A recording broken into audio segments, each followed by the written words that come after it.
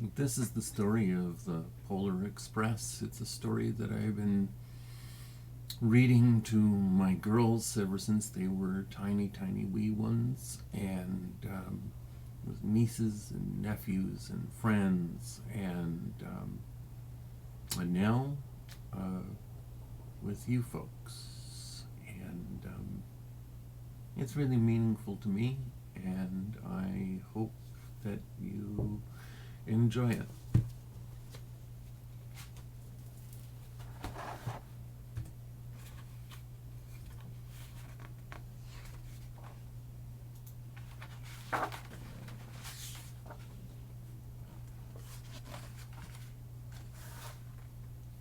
On Christmas Eve, many years ago, I lay quietly in my bed.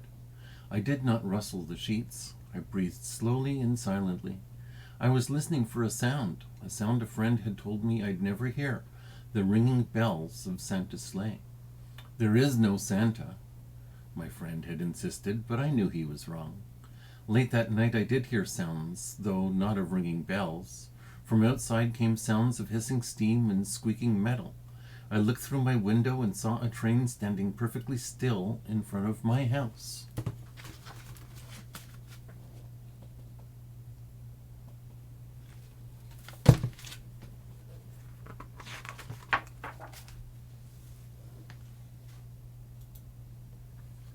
It was wrapped in an apron of steam. Snowflakes fell slightly around it.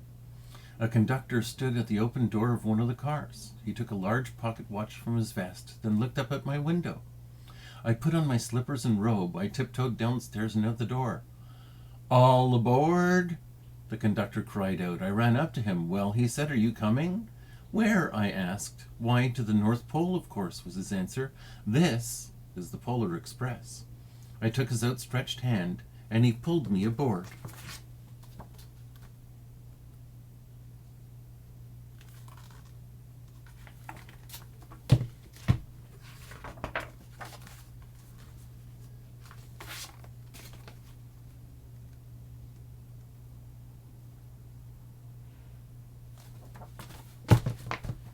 The train was filled with other children, all in their pajamas and nightgowns. We sang Christmas carols and ate candies with nougat centers as white as snow. We drank hot cocoa as thick and as rich as melted chocolate bars.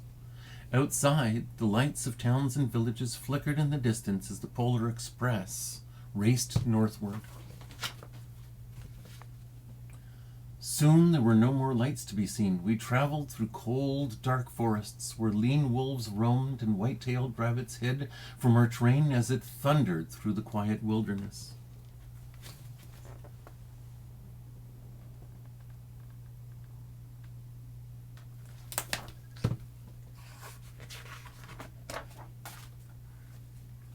We climbed mountains so high it seemed as if we would scrape the moon. But the Polar Express never slowed down. Faster and faster we ran along, rolling over peaks and through valleys like a car on a roller coaster.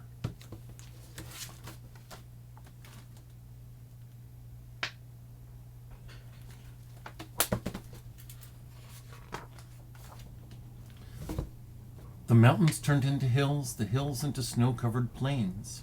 We crossed a barren desert of ice, the great polar ice cap. Lights appeared in the distance. They looked like the lights of a strange ocean liner sailing on a frozen sea.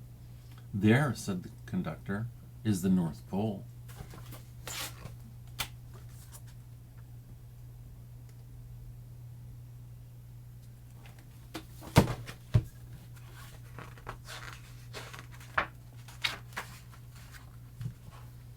The North Pole. It was a huge city standing alone on top of the world, filled with factories where every Christmas toy was made.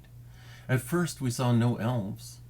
"They are gathering at the center of the city," the conductor told us. "That is where Santa will give the first gift to Christmas." "Who receives the first gift?" we all asked.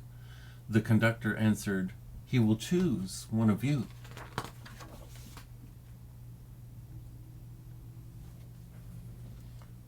"Look!" shouted one of the children. "The elves!" Outside we saw hundreds of elves. As our train drew closer to the center of the North Pole, we slowed to a crawl, so crowded were the streets with Santa's helpers. When the Polar Express could go no farther, we stopped and the conductor let us outside.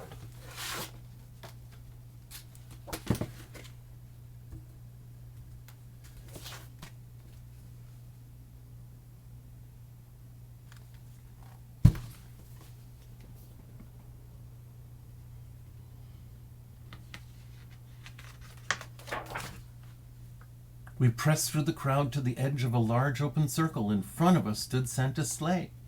The reindeer were excited. They pranced and paced, ringing the silver sleigh bells that hung from their harnesses. It was a magical sound like nothing I'd ever heard. Across the circle, the elves moved apart and Santa Claus appeared. The elves cheered wildly. He marched over to us and, pointing to me, said, "Let's have this fellow here." He jumped into his sleigh. The conductor handed me up. I sat on Santa's knee and he asked, "Now, what would you like for Christmas?" Here's Santa.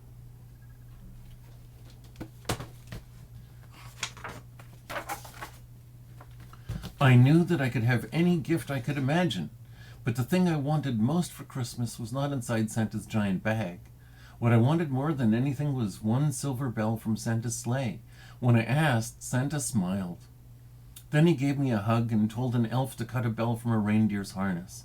The elf tossed it up to Santa. He stood, holding the sleigh bell high above him, and called out, "The first gift of Christmas!"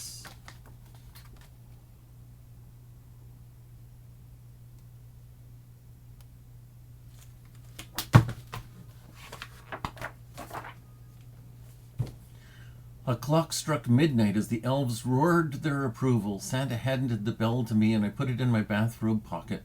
The conductor helped me down from the sleigh. Santa shouted out the reindeers' names and cracked his whip. His team charged forward and climbed into the air. Santa circled once above us, then disappeared into the cold, dark polar sky.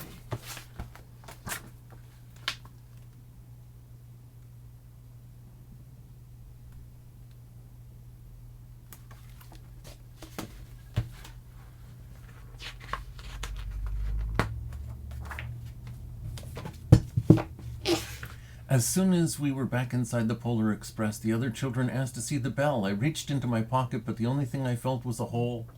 I had lost the silver bell from Santa Claus's sleigh. "Let's hurry outside and look for it," one of the children said, but the train gave a sudden lurch and started moving. We were on our way home.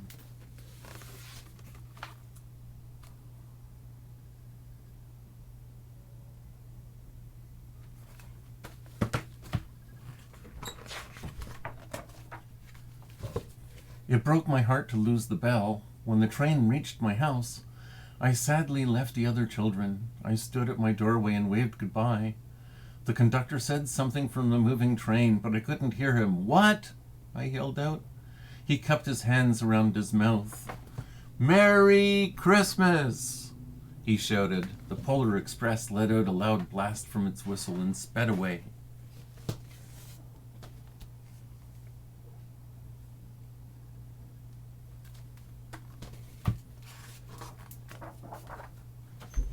On Christmas morning, my little sister, Sarah, and I opened our presents. When it looked as though everything had been unwrapped, Sarah found one last small box behind the tree. It had my name on it. Inside was a silver bell. Excuse me. There was a note. "Found this on the seat of my sleigh. Fix that hole in your pocket. Signed, Mr. C." I shook the bell. It made the most beautiful sound my sister and I had ever heard, but my mother said, "Oh, that's too bad." "Yes," said my father, "it's broken." When I'd shaken the bell, my parents had not heard a sound.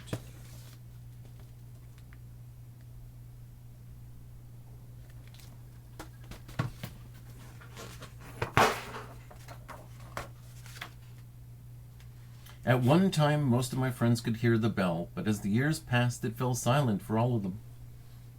Even Sarah found one Christmas that she could no longer hear its sweet sound.